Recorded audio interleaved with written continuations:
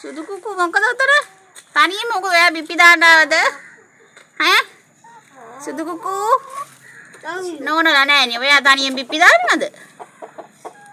කවුද ඔක ඉන්නේ? රතු නැන්දා ඉන්නවද? කො බලන්නේ රතු නැන්දා?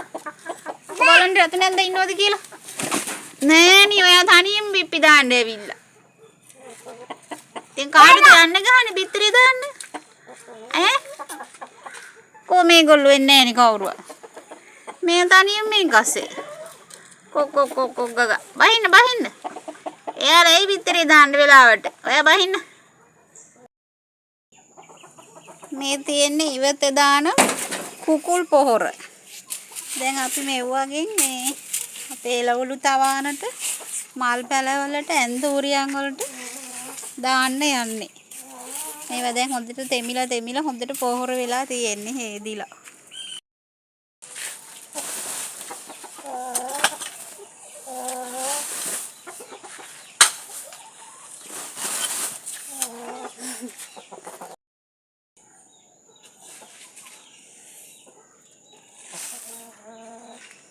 ගෝ අපේ පොඩි මහත්තයා ගොවිපොලේ වැඩ කරනවා. අද නිවාඩුනේ ඉස්කෝලේ මොන්ඩිසෝරියේ වැඩ ඕගාලා මුණ ටික පෙන්නන්න.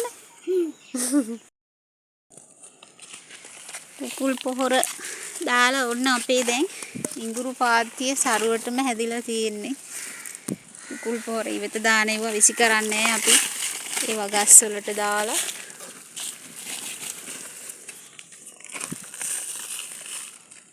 තවගෙන කහ ගස්, ඉඟුරු ගස්, මාල් ගස්, ඇන්තූරියන් හැම එකටම අපි කුකුල් පොහොර ටික දාගන්න මිරිස් ගස් වලට එහෙම. හොඳ පොහොර මෙව්වා.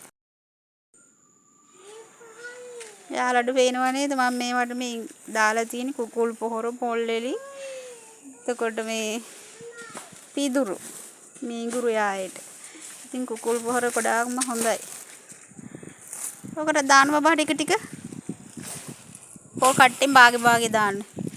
ගොඩේ දාගන්නේ අපි චුට්ටක් දාන්න ඕනේ. කවලමේ පොහොර වර්ග. කඩේ පොහොර දාන්න නැතුව මේ තියෙන දේවල් දාගන්න ඕනේ. ඉතින් ඉඟුරු යාය හොඳට හැදිලා තියෙනවා. ඉස්සරට දාන්නකෝ. ඕන් කොච්චි ටිකක් ඉදිලා තිනවා කඩා ගන්න. ඉස්සල ගස් වලට දාලා ඉන්න. නැත්තම් කුරුල්ලෝ කනවා කරල් ටික. භාගේ දාන්න පොල් කට්ටෙන් මේ පැත්තේ තියෙන.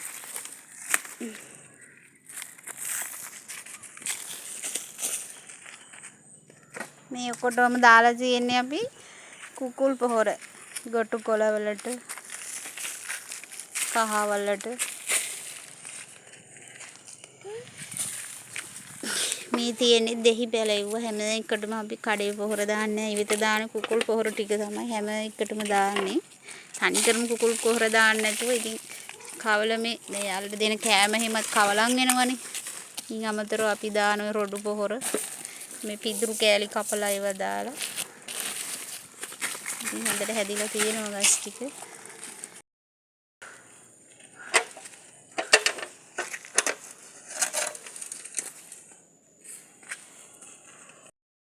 තලටයි කරපිංච ගහටත් දාන්න ටික. මල්ලි බබා ඔයාට බෑ ඔක ගේන්න. මේ වැඩකාරයෝ ටික. ඔය තිබ්බඩු ගහටත් දාන්න.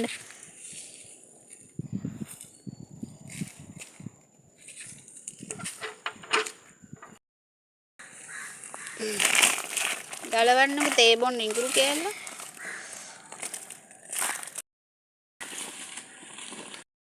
අදී